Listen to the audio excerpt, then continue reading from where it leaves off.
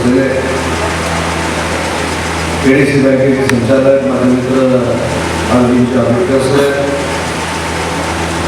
ज्यांनी आपल्याला मार्गदर्शन केलं ते वीरेंद्रजी मंडिक साहेब, आमचे जिल्हा प्रमुख आदरणीय विजयजी, चंद्रहारजी पाटील, गगनजी पाटील, सुधीर पाटील, संजयजी सकवाळ, रेखाताई मांगले, विश्वासजी पुराडे, युवा सेनेचे सर्व पदाधिकारी, महिला आघाडीचे सर्व पदाधिकारी,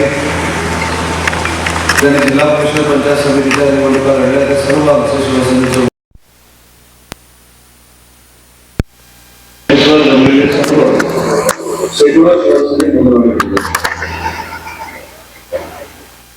आज खरं तर पूर्ण दिवस कोल्हापूर जिल्ह्यामध्ये संघटना वाढीसाठी द्यावा असा उद्देश डोळ्यासमोर ठेवून कोल्हापूर शहराच्या बैठकीला उपस्थित राहिलो आणि त्याच्यानंतर आज तुमच्या बैठकीला उपस्थित आहे. पण या बैठकीला उपस्थित राहिल्यानंतर आपल्या चेहऱ्यावरचा आनंद बघितल्यानंतर, वीरेंद्रच्या भाषणातला जोश बघितल्यानंतर भविष्यात हा मतदारसंघ फक्त आणि फक्त शिवसेनेचाच बालेकिल्ला होईल ही शंका संपर्क बघून माझ्या मनामध्ये आता राहिली. पण हे सगळं करत असताना आपल्या कोल्हापूरवासियांना एक गोष्ट माहिती असली पाहिजे की आपण शिवसेनेमध्ये काम करतो. शिवसेनेचा विचार म्हणजे वंदनीय बाळासाहेबांचा विचार लोकांपर्यंत पोहोचवण्यासाठी काम करतो. तेच हिंदुहृदय सम्राट वंदनीय बाळासाहेब ठाकरे हे आपल्या विधानसभेच्या, लोकसभेच्या आणि जिल्हा परिषद पंचायत समितीच्या निवडणुकीची प्रचार सभा ही महाराष्ट्रामध्ये पहिली आपल्या कोल्हापूर जिल्ह्यामध्ये घ्यायची हे देखील आपल्या सगळ्यांना माहिती आहे. राजकीय अनेक सिद्धांतर झाले, परंतु वंदनीय बाळासाहेबांचा विचार हा कोल्हापूरकरांच्या मनात लावून येऊ शकला नाही. कदाचित तुम्ही आम्ही कमी बोललो असू, तो विचार लोकांपर्यंत, पुढच्या पिढीपर्यंत पोहोचवण्यासाठी. परंतु जो वंदनीय बाळासाहेबांचा विचार होता तो तसाच्या तसा त्यांच्या वेळेपासून त्या पिढीपर्यंत कोल्हापूरवासियांनी ठेवला हे देखील आपल्याला नाकारता येणार नाही. वीरेंद्र या ठिकाणी सांगितलं की कोल्हापूरचं राजकारण जे आहे ते पक्षापेक्षा गटाचं राजकारण. हा गट, तो गट, तो गट, तो गट, उदंड गट तुमच्या जिल्ह्यामध्ये आहे. नक्की कुठचा गट शिवसेनेबरोबर आहे आणि कुठचा गट समोर आहे हेच माझ्यासारख्या कार्यकर्त्याला कळत नाही. त्याच्यामुळे आपण सांगितलेली वस्तुस्थिती खरी आहे की आपल्याला कदाचित माहीत असेल नसेल, आपले आजोबा सदाशिवराव मंडिक साहेब जेव्हा खासदार होते तरी त्यांच्या मार्गदर्शनाचा लाभ माझ्यासारख्या कार्यकर्त्याला देखील लाभलेला आहे. आणि त्यांचं व्यक्तिमत्व, त्यांनी दिलेला विचार तो मग संजय मंडिकांकडे आला, नंतर तुमच्याकडे आला आणि आज तुम्ही हा पूर्ण मतदारसंघ भगवा करण्यासाठी प्रयत्न करताय. हे सगळं करत असताना मला पदाधिकाऱ्यांना एक विनंती करायची, आपण जर ताकदीनं काम केलं, आपण जर आपल्या नेत्याला विश्वास दिला तर काय होऊ शकतं हे आमच्या रत्नागिरी जिल्ह्यानं दाखवून दिलेलं आहे. मी जेव्हा पहिल्यांदा वीरेंद्र आमदार झालो तर कसे कसे आमचे 2-3 पंचायत समितीचे सदस्य निवडून द्यायचे, जिल्हा परिषदेचा एखादा सदस्य निवडून द्यायचा. परंतु आपण सगळ्यांनी माननीय एकनाथ शिंदे साहेबांचं समर्थन करण्याचा निर्णय 3.5 वर्षापूर्वी घेतला. विकासाचं एक पर्व त्या महाराष्ट्रानं बघितलं आणि त्या विकासाच्या पर्वामध्ये आमचा रत्नागिरी जिल्हा देखील लावून निघाला. परंतु जी विकासाची कामं झाली पदाधिकाऱ्यांनी लोकांपर्यंत पोहोचवली, पदाधिकाऱ्यांनी जनसामान्य तरुणांपर्यंत पोहोचवली आणि त्याची प्रचिती कशी झाली. झालेल्या जिल्हा परिषद पंचायत समितीमध्ये 56 पैकी 50 जागा आम्ही घेतल्या आणि 1/17 जिल्हा परिषद. कदाचित अनेक पदाधिकाऱ्यांच्या मनामध्ये ही शंका येऊ शकते, हा मोठं मार्गदर्शन करतो, याचं नक्की स्वतःच्या मतदारसंघात काय ते श्रेय मी घेत नाही. ते माझ्या पदाधिकाऱ्यांचं, कार्यकर्त्यांचं श्रेय आहे. माझ्याकडे 2 पंचायत समिती येतात, त्या पंचायत समितीमध्ये 24च्या 24 जागा त्या शिवसेनेने जिंकलेल्या आहेत, 18च्या 18 जागा त्या शिवसेनेने जिंकलेल्या आहेत आणि माझ्याकडे 32 पैकी 19 नगरसेवक हे शिवसेनेचे होते, 3 युनिटीचे होते आपल्या हातात जादू काय आहे तुम्हाला माहिती आहे. पुढच्या 4 दिवसामध्ये 32 होणार आहे. 32 नगरसेवक हे माझ्या नगरपालिकेचे आता आपल्या असणार. हे कोणाच्या जीवावर होतं, हे एकट्याच्या जीवावर होऊ शकत नाही. आणि म्हणून एकट्याला कुणी श्रेय घेऊ नये. हे सगळं श्रेय तुमचं आहे, कार्यकर्त्यांचं आहे, पदाधिकाऱ्यांचं आहे. जोपर्यंत पदाधिकारी कडून उठत नाही, जोपर्यंत पदाधिकारी त्याच्यामध्ये महिला आघाडी असेल, युवा सेना असेल किंवा बेसिक शिवसेना असेल, जोपर्यंत तन्मयतेने काम करत नाही तोपर्यंत आम्हाला त्याचं श्रेय मिळणार नाही. आणि म्हणून मी माझ्या कार्यकर्त्यांना नेहमी सांगतो, मी जेव्हा महाराष्ट्राच्या कानाकोपऱ्यामध्ये जातो आणि महाराष्ट्रातल्या कानाकोपऱ्यातले शिवसैनिक सांगतात की आमचे उद्योगमंत्री त्यांच्या जिल्ह्यामध्ये शिवसेना ही फक्त शिवसेना आहे, बाकी कुठचाही पक्ष नाही, ते माझं एकट्याचं श्रेय नाही. तसं तुम्ही जर नसाल तर आमच्या व्यासपीठाला देखील काही किंमत नाही. त्याच्यामुळे कार्यकर्त्यांची ताकद जी आहे त्याच्यापेक्षा वाढवण्यासाठी संपर्क प्रमुख म्हणून मला माननीय शिंदे साहेबांनी दिलेला आहे. या कोल्हापूर शहराच्या लोकांना देखील सांगू लागतो, एखादा पदाधिकारी कदाचित माझ्या गाडीत उतरला तर असं गैरसमज करण्याचं कारण नाही की तोच माझा खास आहे, बाकी तो खास आहे. माझ्यावर जी जबाबदारी आहे ती शिवसेना वाढवण्याची जबाबदारी आहे. आणि जो माननीय एकनाथ शिंदे साहेबांच्या दिसतेशी खास आहे त्याचा मी खास आहे हे सांगण्यासाठी. आणि मला तर आंबेडकर साहेबांच्या मतदारसंघामध्ये काही हस्तक्षेप करायचा नाही, कागदमध्ये काय हस्तक्षेप करायचा नाही, मला काही खासदारकी लढवायची नाही, मला काही आमदारकी लढवायची नाही. माझं सगळं तिकडे आहे ते व्यवस्थित चाललंय. त्याच्यामुळे या जिल्ह्यामधली संघटना, जो जिल्हा शिवसेनेचा बालेकिल्ला होता त्या जिल्ह्याला गतवैभव प्राप्त करून देण्यासाठी आणि प्रकाश आंबेडकर साहेबांच्या साथीनं हा जिल्हा पुन्हा एकदा भरभावमय करण्यासाठी माझ्यासारखा कार्यकर्ता तुमच्या सोबत काम करणार. आणि म्हणून व्यासपीठावर मी विचारलं पीएलएची परिस्थिती काय. सगळे तुमचे पीएलए झालेले आहेत, उलट एक पाऊल तुम्ही पुढे आहात. आम्ही तुम्हाला एक पीएलए करायला सांगितला, तुम्ही 2 पीएलए केले. त्याच्यामुळे आदर्शवत अशी संघटना त्या संपूर्ण परिसरामध्ये बांधण्याचं काम आपण करताय, याचं मनस्वी कौतुक माझ्यासारख्या कार्यकर्त्याला. पण मी तुम्हाला पॅटर्न सांगतो आमचा, खरं सांगत नाही असं पण आमचा पॅटर्न, पण मी सांगतो. आम्ही एक मिशन घेतलं जिल्ह्यामध्ये, एक मिशन राबवतो ते देखील आपण राबवतो. आज पीएलए तुम्ही सगळ्या जिल्ह्यामध्ये केलेले आहेत. पीएलए हा आपला पक्षाचा आहे, नक्की आहे ना, आपल्या पक्षाचा, आपल्याच पक्षाचा आहे. तो बूथवरचा पीएलए आहे, त्यालाच बूथप्रमुख करून टाकला. तो बूथप्रमुख झाल्यानंतर किमान 2500 बूथप्रमुख हे तुमच्या जिल्ह्यामध्ये होते. तसेच युवासेनेचे बूथप्रमुख करून टाका, तसेच महिला आघाडीचे करा. 25 त्रिक 75 7500 नुसते बूथप्रमुख झाले. आणि ही चेन जर आपण वाढवली तर 15,000 शिवसेनेचे पदाधिकारी हे एका जिल्ह्यामध्ये निर्माण होऊ शकतात. ही ताकद आपल्याला कोल्हापूरमध्ये निर्माण करायची. मला बाकीच्या कुठच्या राजकारणामध्ये जायचं नाही, कोण कोणाच्या जवळ आहे, कोण कोणाच्या लांब आहे. मी परवाच्या भाषणात सांगितलं की कोल्हापूरमध्ये आमचं ठरतं, आपलं ठरतं, त्याच्याशी माझा काहीच संबंध नाही. मी शिवसेना वाढवायला आलेलो आहे आणि शिवसैनिकांना ज्या ज्या ठिकाणी ताकद लागली माननीय एकनाथ शिंदे साहेबांच्या नेतृत्वाखाली मी त्याशिवाय गप्प बसणार नाही. तरच मी संपर्क प्रमुख म्हणून घेण्यास लायक आहे असं समजणारा मी असल्यामुळं माझ्याकडे गटातचं काही राजकारण नाही. मी आणि आंबेडकर साहेब देखील एका संघटनेतनं लहानाचे मोठे झालो. आम्ही देखील युवक चळवळीमध्ये अर्जुनजी काम केलं. पण युवक चळवळीमध्ये काम करत असताना आम्ही जी काही नस लोकांची ओळखली ते म्हणजे समाजकारण. आणि समाजकारण करत असताना एक वेळ विकास काम नाही झालं तरी चालेल, परंतु लोकांबरोबरचा संवाद जर आपण ठेवला तर कुठच्याही राजकीय कार्यकर्त्याला मरण नाही. हे मी आणि प्रकाश आंबेडकर साहेबांनी महाराष्ट्रामध्ये दाखवून दिलेलं आहे. संजय मंडलिक साहेबांचं नेतृत्व असेल किंवा व्यासपीठावर बसलेल्या सगळ्यांचं नेतृत्व असेल, हे जर आपल्याला जोरदार पद्धतीने पुढे न्यायचं असेल तर आपल्यावरचा विश्वास, आपल्या संघटनेवरचा विश्वास आणि आपला समोरच्यावरचा विश्वास हा दृढ होण्याची गरज आहे. मला मध्ये मध्ये काही लोक तिथे जिथे महाराष्ट्रामध्ये अर्जुनजी जातो तिथे सांगतात जिल्हा परिषदेला यानं गद्दारी केली, जिल्हा परिषदेला यानं पक्षाचं काम केलं नाही. तुम्ही अजिबात चिंता करू नका. या कोल्हापूर जिल्ह्यामध्ये कुणी आपलं काम केलं आणि कुणी कोणाचं काम केलं हे मला सगळं माहिती आहे.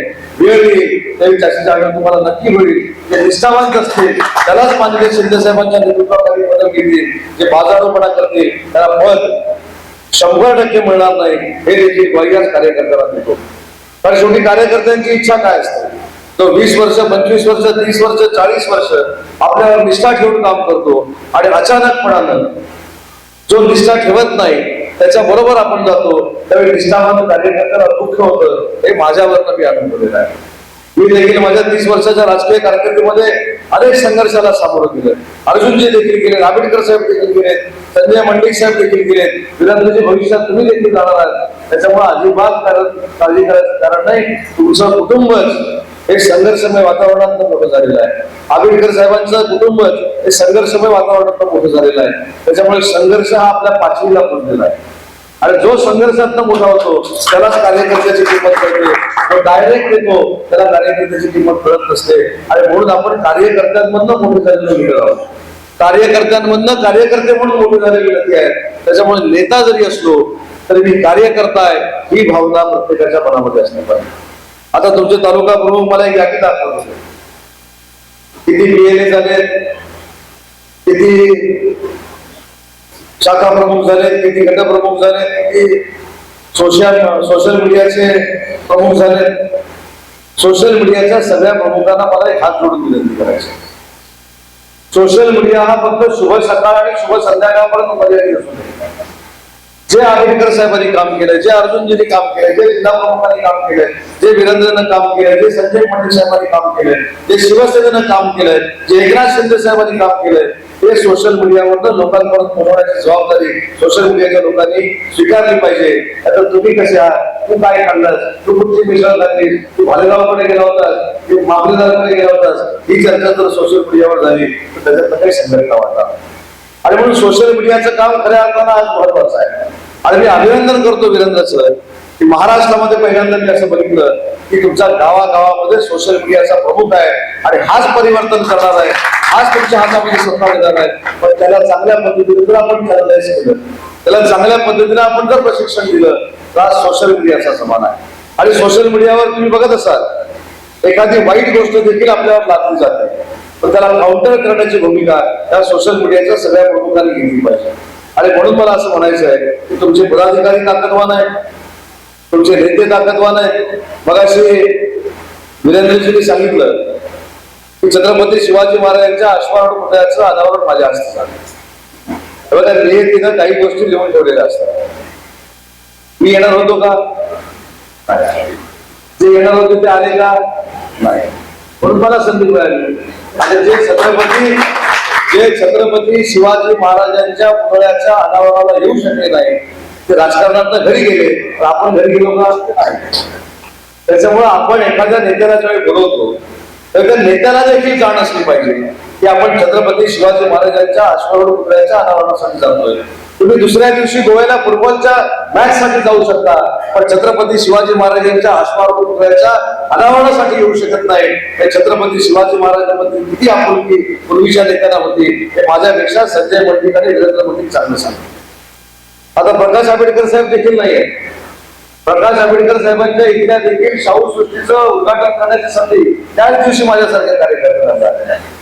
मी प्रकाशजींना नेहमी सांगतो, प्रकाशजी मला रात्री 2 वाजेपर्यंत फोन करत होते, नेते येणार आहेत काय, नेते येणार आहेत काय, नेते येणार आहेत काय. मी 2 वाजेपर्यंत नेत्यांना फोन लावायचो. नेते मला सांगायचे होय मी येणार आहे, मी येणार आहे. आणि पहाटे 3 वाजता सांगितलं की येणारच. बघा मला 3 कार्यक्रम किती मोठे मिळाले. त्यावेळी एक जैन समाजाचा कार्यक्रम होता. का आले नाही तिथे नेते आपले कर्नाटकचे मुख्यमंत्री असतील तर प्रोटोकॉल प्रमाणे मला मान मिळणार नाही म्हणून तो कार्यक्रम सोडून दिला. त्या कार्यक्रमाला आलो तर मला दुसऱ्या कार्यक्रमाला देखील यावं लागेल, पण हे देखील 2 कार्यक्रम सोडून दिले. ते माझ्या नशिबात होते. मला महाराष्ट्रापर्यंत त्यांनी पोहोचवलं. म्हणून मी सांगितलं की एखादी संधी ती कधी सोडायची नसते आणि त्या संधीचं सोनं करण्याची जबाबदारी शेवटी आपल्यावर असते. म्हणून मी सांगितलं की मी स्वतःला भाग्यवान समजतो की तुमच्या शहरामध्ये ऐतिहासिक छत्रपती शिवाजी महाराजांचा पुतळा जो उभारला गेला, आंबेडकर साहेबांकडे ऐतिहासिक शाहू स्मारक जे उभारलं गेलं त्याचा उद्घाटन मी होतो की माझ्या राजकीय इतिहासामध्ये नोंद झालेली आहे. त्याच्यामुळे काही लोकांचे आभारच मानायचे असतात. आणि मगाशी मी सांगितलं त्यांनी छत्रपती शाहू महाराजांबद्दल कधी अभिमान बाळगला नाही, त्यांनी कधी छत्रपती शिवाजी महाराजांबद्दल अभिमान बाळगला नाही. ते तुमच्या अनावरण समारंभाला आले नाही म्हणून ते घरी गेले. त्यांची चिंता आता जास्त करण्याची आवश्यकता नाही. पण आपण आता पेटून उठलं पाहिजे. आपल्या समोरची संकट काय आहे ती तुम्हाला सगळ्यांना माहिती आहे. तुम्ही काही जाहीरपणाला बोलणार नाही. आणि या संकटावर जर मात करायची असेल तर आपण सगळ्यांनी एकत्र एक संकल्पनानं आपली वज्रमूठ तयार करून लढणं आवश्यक आहे. आणि ही जर वज्रमूठ आपण तयार करू शकलो नाही तर आपले विरोधक आपला फायदा घेणार आहे. कसा फायदा घेणार ते देखील गिरंदाजींनी सांगितलं. तुम्हाला 68,000 मतं पडली, समोरच्यांना 88,000 मतं पडली, भागिले 3 केले. माझं अंकगणित चांगलं नाही पण किती येतात? 29,000 येतील का? 28-29,000 येतील. तुम्ही त्यांच्यात तिप्पट आहात. त्याच्यामुळं कोणी किती एकत्र आले, कोणी किती नारळ तुमच्यावर वळवून टाकले तर भविष्यामध्ये 1,20,000 मतं फक्त शिवसेनेची तुम्हाला तयार करायची आहे. आणि ही तयार करण्यासाठी वाटेल ती ताकद दिली जाणार. आपल्या कोल्हापूर वासियांची एक इच्छा होती की कोल्हापुरातले 80,000 ते 90,000 IT इंजिनियर जे आहेत ते कोण परदेशात जातं, परराज्यामध्ये जातं, हैदराबादला जातं, चेन्नईला जातं, पण त्यांच्यासाठी IT पार्क व्हावा ही तुमच्या सगळ्यांची मागणी होती. आणि मी विधानसभेच्या निवडणुकीच्या वेळी आंबेडकर साहेबांच्या साक्षीनं सांगितलं होतं की जर पुन्हा उद्योगमंत्री झालो तर ते IT पार्क करण्याचं भाग्य देखील माझ्या नशिबी येणार आहे. आणि या जबाबदारीनं सांगतो की कोल्हापूरच्या शहराच्या मध्यवर्ती ठिकाणी 100 एकर जमीन शासनाकडनं आम्ही घेतली आणि सगळ्यात मोठी IT सिटी, IT पार्क या कोल्हापूरवासियांच्या मुलामुलींसाठी करण्याचा निर्णय आम्ही घेतला आहे. अजून त्याच्या पुढच्या इतिहासात जाऊन सांगतो. आज मला कोल्हापुरातले सगळे व्यापारी भेटले, लोकप्रतिनिधी भेटले, अनेक विविध संस्थांचे पदाधिकारी भेटले आणि त्यांनी एक खंत व्यक्त केली. छत्रपती शाहू महाराजांनी खऱ्या अर्थाने या विकासाची दिशा कोल्हापूरला दिली. छत्रपती शाहू महाराजांनी खरं इंजिनिअरिंग काय असतं हे जगाला दाखवलं. छत्रपती शाहू महाराजांनी सामाजिक सलोखा काय असतो हा देखील सगळ्या महाराष्ट्राला दाखवला. तसं वीर माता म्हणून काय असतं हे छत्रपती तारा राणींनी अख्ख्या देशाला दाखवलं. आणि म्हणून सगळ्या कोल्हापूरवासियांनी माझ्याकडे एक मागणी केली की जो ऐतिहासिक IT पार्क या कोल्हापूरमध्ये होतोय त्याला छत्रपती तारा राणींचं नाव द्यावं अशा पद्धतीची मागणी कोल्हापूरच्या जनतेनं केलेली आहे. त्याचा देखील मी सकारात्मक विचार करणार आहे हे देखील मला जाहीरपणाने सांगितलं. तर महिला भगिनींच्या सन्मानाच्या बाबतीमध्ये आपण बोलतो, खऱ्या अर्थानं तारा राणींचं नाव देणं हाच महिला भगिनींचा सन्मान आहे. त्यांच्याकडे बघत बघत समाजकार्य करणं आणि अन्यायाला वाचा फोडणं ही देखील महिला भगिनींची जबाबदारी आहे. आणि त्याच्यासाठी शिवसेनेच्या माझ्या सगळ्याच महिला आघाडीच्या महिला भगिनींनी जे जे निर्णय माननीय एकनाथ शिंदे साहेबांनी घेतलेले आहेत ते लोकांपर्यंत पोहोचलेले आहेत. काय निर्णय घेतले ते परत मला सांगायची आवश्यकता. मुख्यमंत्री माझी लाडकी बहीण योजना असेल, लखपती दिदी योजना असेल, ग्रामीण भागातल्या महिलांसाठी 50% तिकिटांची सेवा मोफत केलेली असेल, या सगळ्या ज्या योजना आहेत त्या आपण लोकांपर्यंत पोहोचवल्या पाहिजेत. ही जबाबदारीनं सांगतो, ही जबाबदारीनं सांगतो की एकनाथ शिंदे साहेबांसारखं नेतृत्व आज तुम्हाला देशाच्या राजकारणामध्ये बघायला मिळणार. काल परवा सोशल मीडियावर आपण बघितलं असेल, आपण जाती धर्मामध्ये विविध पद्धतीनं काही लोक बोलण्याचा प्रयत्न करतात, पण ज्या मुस्लिम बांधवांना आपल्या हिंदू बांधवांची घरं वाचवली, कुटुंब वाचवली, जीव वाचवले, त्या काश्मीरच्या घोडेवाल्याला घर बांधून देण्याचं ऐतिहासिक काम जर देशात पहिल्यांदा कोणी केलं असेल तर माझ्या नेत्या एकनाथ शिंदे साहेबांनी केलं. हा अभिमान आपल्या सगळ्यांना असला पाहिजे. त्याच्यामुळे तुम्ही कुठेही जा, तुम्हाला एकनाथ शिंदे साहेबांबद्दल कोण वाईट बोलतोय, काही कुठला लोक सोडून द्या जे सकाळी उठून नुसते बॉम्ब मारतात त्यांचा विचार करू नका. पण जे खरं सर्वसामान्य माणसं आहेत, ज्या खऱ्या महिला भगिनी आहेत, त्यांना सच्च्या भावापेक्षा प्रेम करणारं जर नेतृत्व कुठचं असेल माझं एकनाथ शिंदे साहेबांचं नेतृत्व आहे हे देखील अख्ख्या महाराष्ट्राला माहिती आहे. आणि म्हणून आपण सगळ्यांनी एकत्र आलं पाहिजे. साहेबांना जर खऱ्या अर्थानं ताकद द्यायची असेल, तुम्ही 2.5-3 वर्षामध्ये बघितलंय साहेबांवर अनेक लोक एवढ्या मोठ्या मोठ्या पद्धतीनं घाणेरड्या पद्धतीनं टीका करतात, पण त्या टीकेला ते उत्तर देत नाही. तुम्हाला एक फक्त किस्सा सांगतो. रोज सकाळी 9 वाजता आपल्यावर टीका होते, नाही कोण करतं ती काय बोलत नाही, पण ते देखील ज्यावेळी आजारी होते तरी त्यांना देखील फोन लावून, त्यांच्या भावाला देखील फोन लावून त्यांची प्रकृती चांगली राहावी अशी देवाकडे प्रार्थना करणारा नेता एकनाथ शिंदे साहेब आहेत हे देखील आपण लक्षात घेतलं पाहिजे.